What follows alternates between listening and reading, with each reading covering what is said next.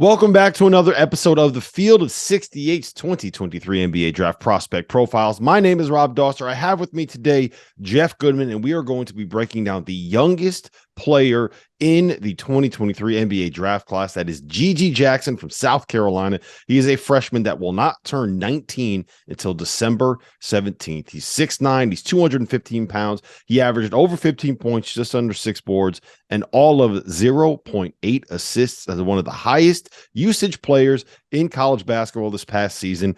Goodman, I have a lot of takes on GG Jackson. I have a lot of takes on what he can be moving forward. Before we get into my opinion, I'm going to ask you, what do you think of GG Jackson, the youngest player in this draft class?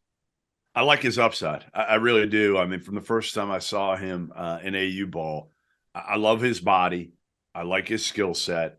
I know he didn't shoot it great from three, but again, like you said, the whole team was built around him, and he didn't have a lot around him. Let's face it. He had to do everything, which meant every opposing team, they focused their efforts on, like as you said, the youngest player in the draft, the kid who reclassified, probably could have used another year in high school, but decided to stay close to home, go to South Carolina, be kind of the key piece for Lamont Paris's first season in Columbia. And it was it was solid for him.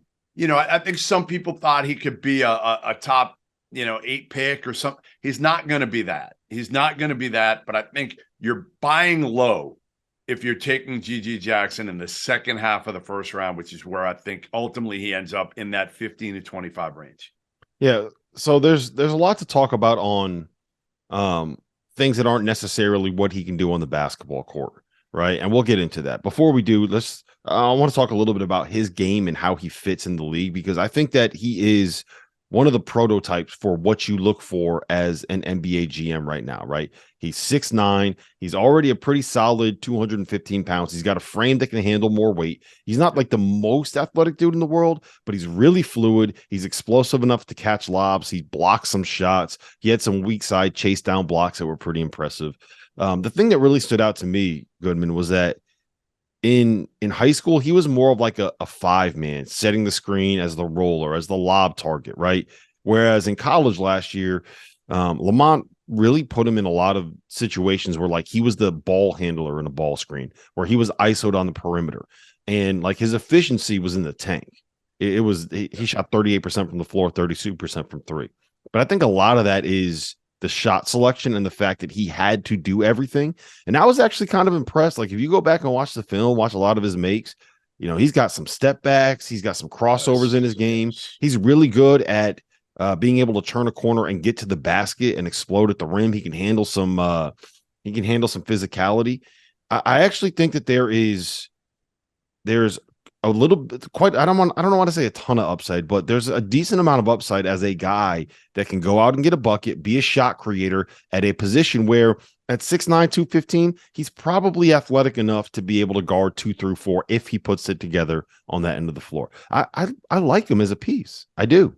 You know what? Lamont Paris, his coach of South Carolina, raved about him to me the other day was his IQ, his ability to pick things up quickly.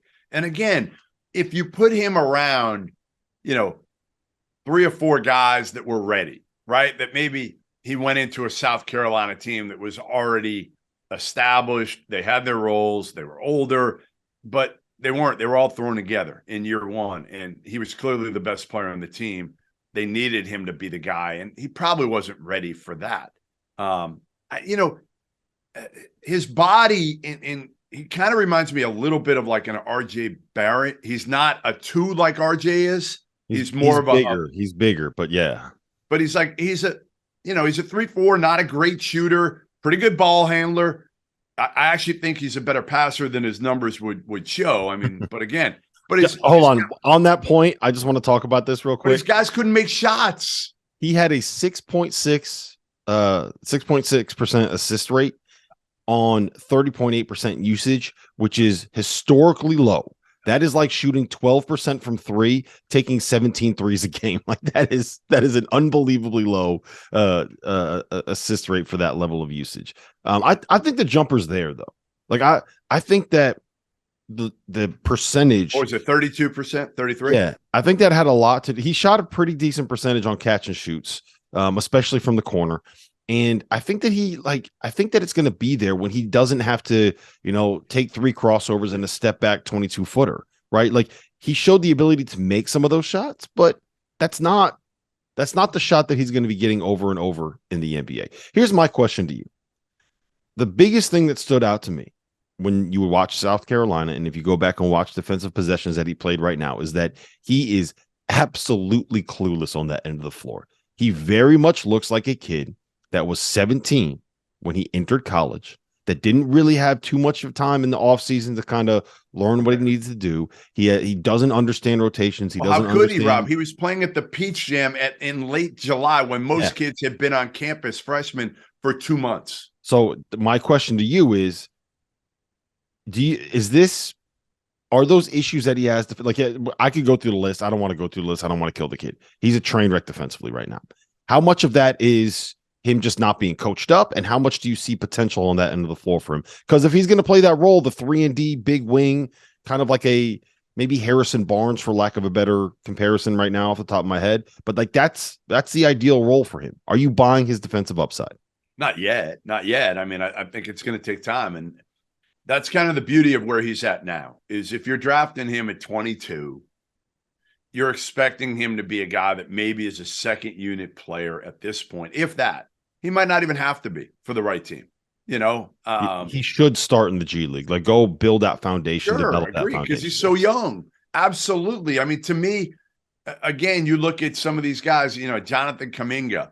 Well, they Golden State. Everybody was kind of blowing him up at a certain point. Oh, he's ready. He had a couple good games. He's not. He's still young. He needs time. This kid is going to need time. He's going to be a guy who's drafted in the back half of the first round, I would think. Maybe somebody reaches and takes him closer to the lottery, but I would think it's somewhere in the mid-20s, low to mid-20s at the end of the day.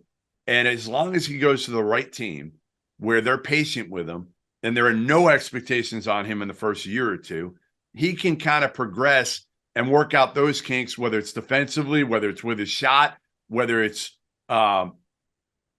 just learning like the pro game, right? I mean, that's the other thing. He's going to have more space to operate. He had no space because ultimately everybody knew it was going to be on him this year. So why would you give him space? There weren't other shooters around him. Yeah, I think, and it's not just that to me. I think it's the reps as much as anything, especially on the defensive end of the floor. Like I think the offensive end is going to figure it out. I'm not really that concerned about what he's going to be offensively. He's already got, like, has some high level moves in his bag for a kid that turned 18 during the season. Yeah. Right. I think he's going to be a good catch and shoot guy down the road. I've seen him as a lob threat. I think that there's a world where he could play some small ball 5 in the NBA. I'm not worried about the offensive end at all. I think that'll work itself out. He needs reps defensively. He needs to learn how to play defense. He needs to learn positioning. He needs to learn how to chase people over screens. If he's going to have a chance to play the 3, he's got to learn how to take the right angles on the perimeter. Like, he's got to get coached. That's the biggest thing. Like, he needs like a couple years of seasoning. 18-year-olds aren't supposed to be great defenders yet, right? So this is not like a criticism that is not levied on like half the kids that are playing college basketball as freshmen, right? My other question for you. Our partner for today's episode is Athletic Greens. I started taking AG1 during the college basketball season, and I loved the impact that it had on my energy levels. I'm a big coffee in the morning guy, but by the time that the afternoon would hit, I needed another boost. AG1 helped me tremendously, especially on those days when I didn't want to get up off the couch and go hit the gym. Their tagline is AG1 is comprehensive health and the power of habit in one. And man, that could not be more true. It's nearly impossible to eat and drink in a healthy manner in the month of February and the month of March when you are in my business. And AG1 was exactly the supplement that I needed to improve my gut health and cover my nutritional basis for the day. I've continued that into April. I've continued that into May, and I'm going to continue that the rest of the summer. All I have to do is mix a scoop of AG1 with some water, or maybe add it into a smoothie, and I'm ready to go. Do it after lunch, and you'll be ready to go for the rest of the day. If a comprehensive solution is what you need from your supplement routine, then Athletic Greens is giving you a free 1-year supply of vitamin D and 5 free travel packs with your first purchase. Go to athleticgreens.com/field68. That's field 68 FIELD, the number 6, the number 8, and you can get yours now. So check it out and help support this show. Thanks. Well, getting back to the way you started this was, again, he's what the NBA wants right now, which is a multi-dimensional, versatile forward. That's what he is, because ultimately, if he hits his ceiling, he's a guy that, again, can step out, make corner threes, right? Make open corner threes, drive it, guard multiple positions. You can put him, like you said, you can play him at the 3-some. He's certainly, to me, right now, he's a 4. That's what he is today. He's more of a 4. And could he be a small ball? Yeah, if he puts on 20 pounds, he could be a small ball 5. I think so. There's 3 things that he needs to figure out. One of them is the defensive end. That'll come with coaching. The other one is he just a shot creator for himself, or is he a guy that can create for others as well? Like, there's a lot of times you pressure him, he puts his head down. All he's doing is trying to dribble into a pull-up over a smaller defender. He's got to become a better passer if you're going to become like a number 1 guy in the NBA. Well, he's not going to be a number 1 guy in the NBA. I don't think it's out of the question. I would not expect him to, but I think that that's in the range of outcomes. And the last thing that I'll say is this: effort, right? One of the things, and I don't want to compare him to Ben Simmons, like overall, just because like there's a lot of negative connotations when it comes to Ben Simmons.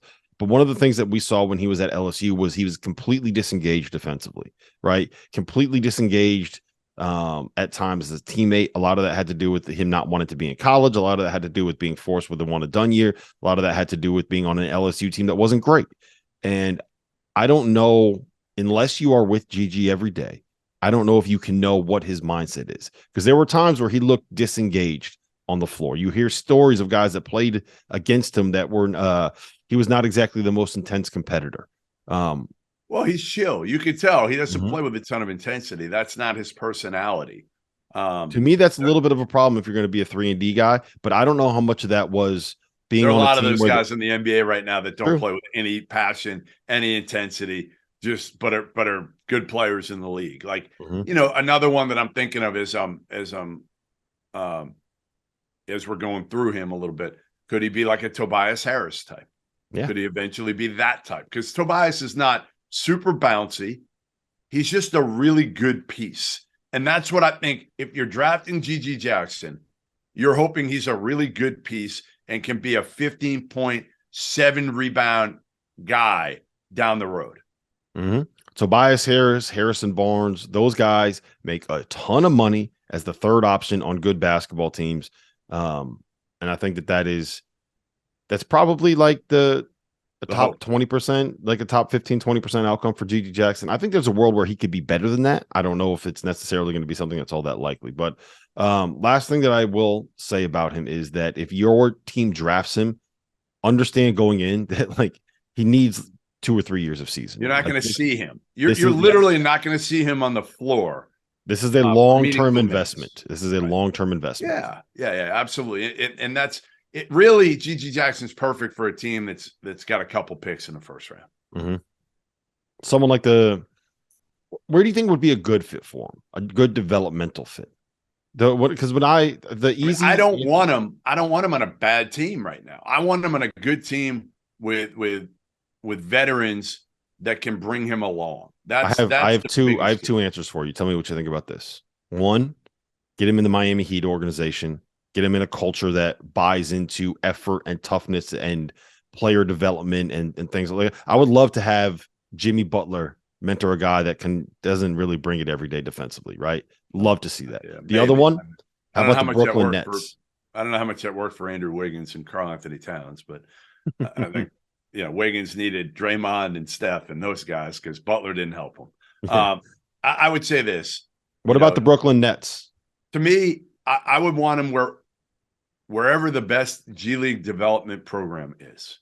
That's where I want him. Because honestly, the next 2 years are probably going to determine his path and his future. And he's not going to be up, probably.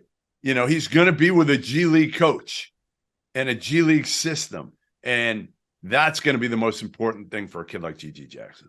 Yep, I agree. I think he's got a bright future, but that future is a ways away because he doesn't turn 19 until December 17th. Yeah. Jett Howard is also a freshman. Jett Howard turns 20 in September. Like that, you got to put that into context. He's 15 months younger than some of the other freshmen that are getting drafted in this draft. So that was a breakdown of GG Jackson, a guy who is young, who has a very high upside as a potential player in the NBA. Remember, if you check the links in the description, you can find links to more than 50 of these prospect profiles that we are going to be rolling out throughout the month of May and the month of June. And make sure you tune in a week before the NBA draft. We will be doing a live mock draft with 6 experts going through pick by pick of each and every NBA team.